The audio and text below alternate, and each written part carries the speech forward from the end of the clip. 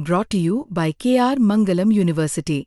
We provide you the platform to turn your dreams into reality. Give wings to your aspirations with KR Mangalam University.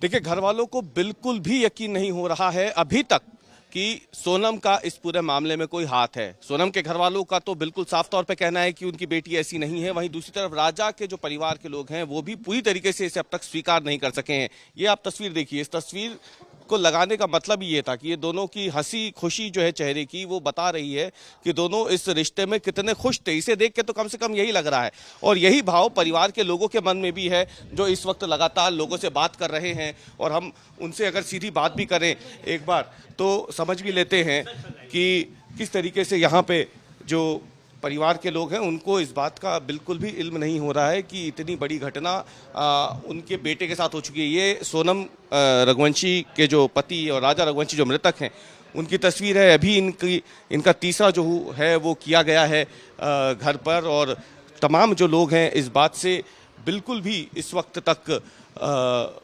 इत्तेफाक नहीं रख पा रहे हैं, अपने आप को जोड़ नहीं पा रहे हैं कि इतना बड़ा हादसा इनके घर में हुआ है। और इसके पीछे की जो प्रमुख आरोपी है वो और कोई नहीं बल्कि इनकी अपनी बहू है, जो कुछ समय पहले इस घर में हंसी खुशी आई थी। उसी ने ये पूरी साजिश रची है। ये कोई स्वीकार करने को फिलहाल तैयार नहीं हो रहा है। लेकिन हाँ, सोनम की जो सास है, जिनसे बात की थी सोनम ने इस पूरे मामले के बीच में, और जब इसके बाद वो फ़ोन बंद हो गए थे, दोनों लापता हो गए थे, उनकी माँ का ज़रूर ये कहना है, यानी सोनम की सास का, कि उन्हें इस बात का शक तब शुरू हुआ जब सोनम की तरफ से घर में बिना किसी को बताए मेघालय की टिकट बुक करा ली गई थी।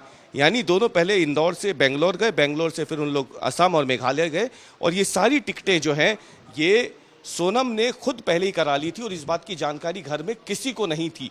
ये दावा किया है सोनम की जो सास हैं, और राजा रघुवंशी की जो माँ हैं उमा रघुवंशी, उनका दावा है। और आपको ये भी बता दें कि ये भी उन्होंने कहा है कि जिस तरीके से दबाव था राजा के ऊपर कि उसे जाना है, वो जाना नहीं चाहता था। उसने पहले अपनी माँ से पूछा कि वो जाए कि ना जाए, और क्योंकि सोनम टिकट बुक करा चुकी थी और बहू है, नई नई घर में आई हैं, तो जाहिर सी बात है माँ ने उस वक्त दबाव नहीं बनाया कि वो ना जाए। माँ ने यही कहा कि ठीक है, कितने दिनों के लिए जाना है, 6-7 दिनों की बात है, वापस आ जाओगे। लेकिन शायद माँ को ये नहीं पता था कि वो आखिरी बार अपने बेटे को देख रही हैं। अगर उन्हें ज़रा सा भी एहसास होता इस बात का तो शायद वो उन्हें रोक लेती। माँ ने ये भी कहा कि अपने बेटे के गले में सोने की चेन देखकर भी उन्हें शक हुआ था कि वो अगर घूमने जा रहा है तो इतनी मोटी चेन पहन के क्यों जा रहा है, क्योंकि ये खतरा हो सकता है।